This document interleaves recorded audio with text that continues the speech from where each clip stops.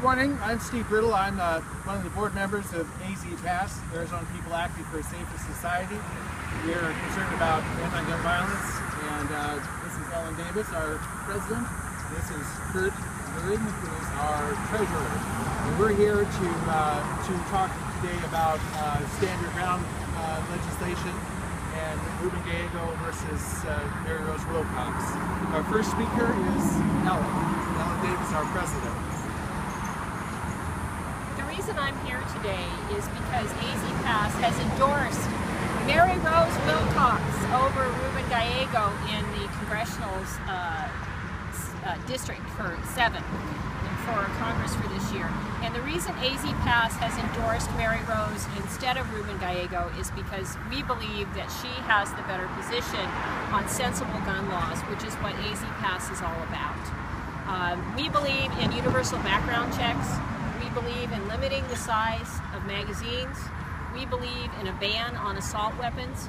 We believe in restricting the stand your ground laws that were enacted throughout the country in 2005 through 2010, in 2011 some too.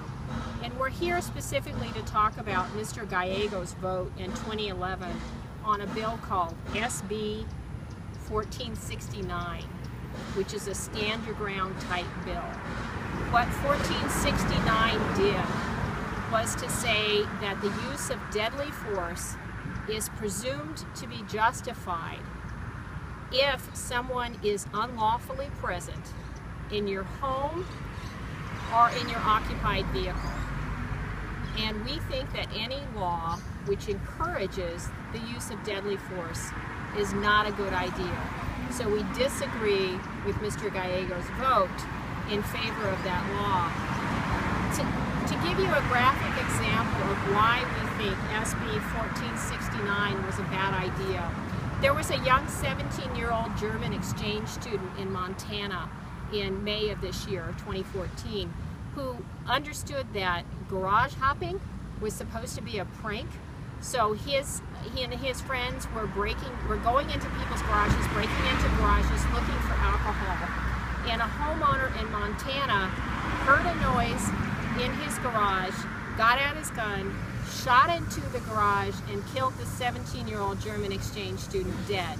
So for that exchange student, garage hopping was a capital offense.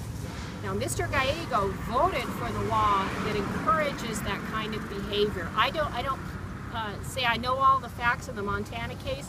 We'll get a better idea when this case is tried later this year.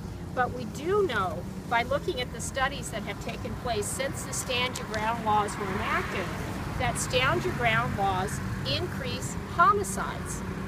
Our laws should decrease homicides, not increase homicides. There's a really good study by the Tampa Bay Times who looked at homicides since 2005 to 2010, and they found that homicides tripled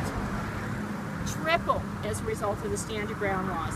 There was another study by Texas A&M professors Mark Hoekstra and Chang Chang in the Journal of Human Resources, and they found between up to 2010 there were approximately 600 more justified homicides in the states that passed stand your ground than the states that didn't. So we're against any law that would encourage people to shoot somebody dead. We've also found that stand your ground laws have a very disparate racial impact. They're applied unevenly, and people are divided against the laws on the basis of race.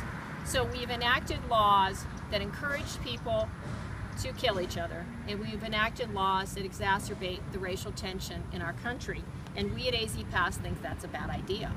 So we are supporting Mary Rose Wilcox and not Mr. Gallego because we believe that she is the person who will go to Congress and vote for the sensible gun laws that have to be enacted. It's a matter of public safety. Thank you. Thank you, Ellen.